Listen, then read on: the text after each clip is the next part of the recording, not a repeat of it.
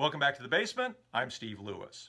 Today we're going to try to wrap up our look at Beach Boys' 2010 odd tracks going just slightly into 2020. When we last left Beach Boy odd tracks, they had just released a new version of Do It Again in advance of their 2012 reunion tour.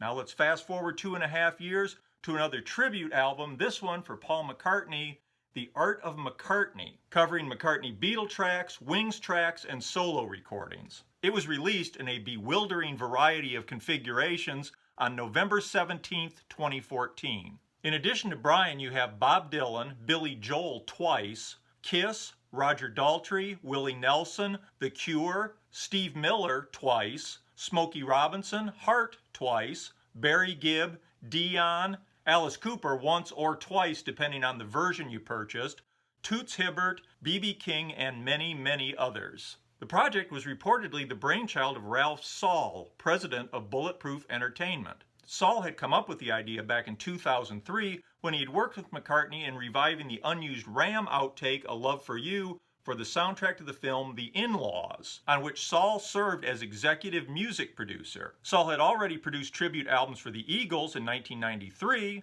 and The Doors in 2000. Reportedly, Brian was the first artist to sign on for the McCartney tribute album. With 11 years between concept and completion, I'm not really sure how early or how late Brian got involved in the project or when his track was recorded. Brian covered Wanderlust from McCartney's excellent 1982 album Tug of War. It's actually one of the most obscure tracks to be covered on this collection. People stuck largely with greatest hits here. The only songs arguably more obscure might be On the Way from McCartney 2, which B.B. King covers, Run Devil Run by Wanda Jackson, and Smile Away by Alice Cooper, both of which are bonus tracks in various formats, or maybe Junk from McCartney, which Jeff Lynne covers. As you can see, we're not talking about any real deep cuts here, which is kind of a shame. I'd have rather heard Steve Miller's take on Get on the Right Thing rather than Hey Jude, or Willie Nelson doing Some Days from Flaming Pie rather than yet another cover version of Yesterday. I'd rather have heard Billy Joel do Warm and Beautiful than Live and Let Die, or The Cure do Love in Song instead of Hello Goodbye. Still, the choice for Brian is a good one. It's an excellent song and not too well known. The song was reportedly written by McCartney in response to the captain of one of the yachts that Wings rented while recording London Town in the Virgin Islands. The captain had admonished the group not to smoke pot on board, fearing that the harbor authorities would smell the smoke and they would all be arrested. It doesn't sound like a promising beginning for a beautiful and stately song, but apparently it worked. The song was one of many highlights on 1982's Tug of War album. This was something of a return to form for McCartney, and his first regular album in 2 years, which was a long time by McCartney standards in those days. It was also his first album since the official dissolution of Wings and the death of John Lennon. The album saw him reunited with old friends such as producer George Martin and Ringo, who drums on Take It Away. Denny Laine is still on a lot of the tracks, along with 10cc's Eric Stewart and other notable players like Stanley Clarke. Both Carl Perkins and Stevie Wonder make spotlight guest appearances. The album's lead-off single, Ebony and Ivory, came in for a lot of derisive comments and even parody back in 1982. Nevertheless, it went to #1 for 7 weeks in the spring of that year. Mainly, it was an album of strong and varied songs with interesting arrangements and beautiful production, just what we were looking for in a new Paul McCartney album. Brian's arrangement of Wanderlust stays pretty close to the original. In fact, all of the recordings on this collection stick pretty close to the original arrangements, so I assume it was a direction decided by Saul or McCartney or both. Still, you'd have to be a pretty confident artist to radically rework any of these songs. Brian added some choral ahs to the instrumental sections. Brian sings the verses and there's a group vocal on the choruses. There's a nice wordless group harmony section before the final verse and group harmonies near the end that aren't part of McCartney's version. This gives it a little bit of an original stamp from Brian and the band, keeping it from being a straight remake. I wish they'd given it more of their own interpretation, but that probably was not the object for this collection. Fortunately, they made an interesting choice for their cover. It's a great song and they do it well. As so often with McCartney product in recent years, The Art of McCartney was released in a wild and confusing variety of configurations. There was a double CD, double vinyl, a triple vinyl, double CD plus DVD, and a super deluxe set with 4 albums, 4 CDs, a DVD, a hardcover book, and a bunch of other stuff. There are probably some other formats besides. The DVD is titled The Making of the Art of McCartney, and as far as I can tell, Brian isn't in it. Please let me know if I'm wrong about that. There are also bonus tracks depending on the source. There are separate iTunes bonus tracks, Amazon bonus tracks, Target bonus tracks, and Best Buy bonus tracks. I seemingly have the Target version. All of it seems just designed to wring as much money out of fans as possible. This wasn't the only tribute to a former Beatle going on late in 2014.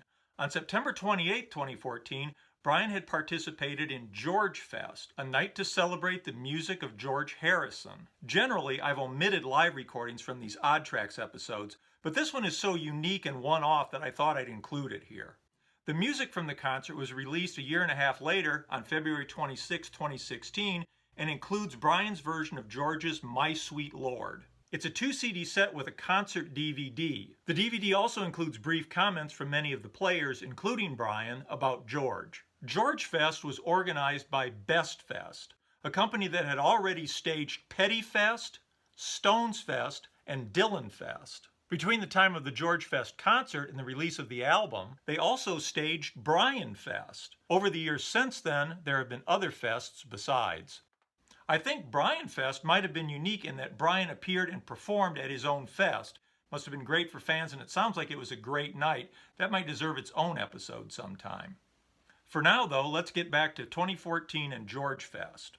100% of the proceeds from ticket sales to George Fest went to the benefit of Sweet Relief, which provides financial assistance to professional musicians and those in the music industry in need due to health issues. The concert was originally announced for the El Rey Theater on Wilshire Boulevard. It was later moved to the Fonda Theater on Hollywood Boulevard. I wasn't able to figure out exactly why there was a venue change, but the El Rey only seats 771, whereas the Fonda Theater seats 1,200, so maybe there was a larger demand for tickets than anticipated. The performers were an eclectic assortment, opening with comedian and talk show host Conan O'Brien, who came on with the right note of self-deprecating humor before turning in a pretty decent performance of Old Brown Shoe. Other featured performers included Norah Jones, Ben Harper, Ann Wilson of Heart, Perry Farrell, The Flaming Lips, and Weird Al Yankovic, who turned in an energetic but pretty straightforward performance of What Is Life. No, he didn't turn it into What Is Life cereal,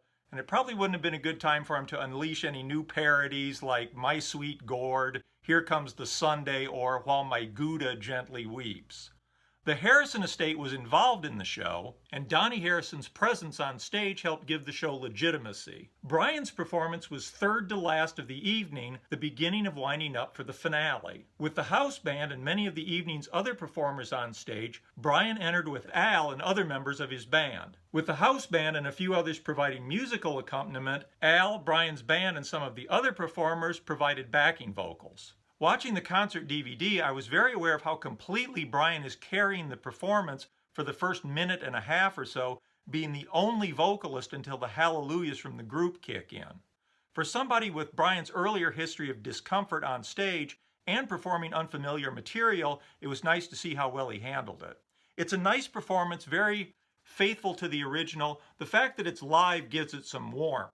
After his performance, Brian and company left the stage, while most of the rest of the evening's performers joined together to close the show, doing Handle with Care and All Things Must Pass. For some reason, the show's sequence has been messed with on the CD and the DVD. Rather than coming right before the finale, Brian's performance has been moved to roughly the three-quarter point. It's pretty easy to spot in the concert film. The stage is crowded for the finale when Brian and his group exit. Then suddenly it's just Black Rider up there launching into Isn't It a Pity. 4 songs later, we return for the finale. No idea why they made the change. Somebody must have thought that it made for a better sequence.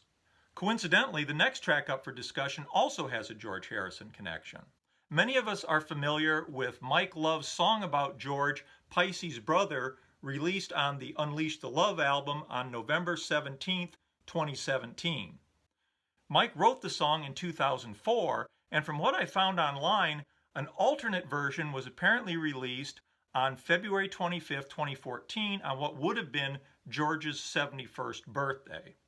Unfortunately, none of the articles that I've found from that time say where it was released. Mike talked about the song itself in February 2014 in a clip I found from a backstage Q&A from the Queen Latifah show. But the interview still doesn't give any information about the actual release. There also seems to have been an official video released around this time consisting of archival photos and films of Mike, George Harrison, and of course, the Maharishi. If the song was released in 2014, and I believe that it was, I completely missed it. I assume it was a download somewhere, though I don't think it was a download on iTunes because I think I would have noticed it if it was there. If anybody has any additional information on that 2014 release, please pass it along.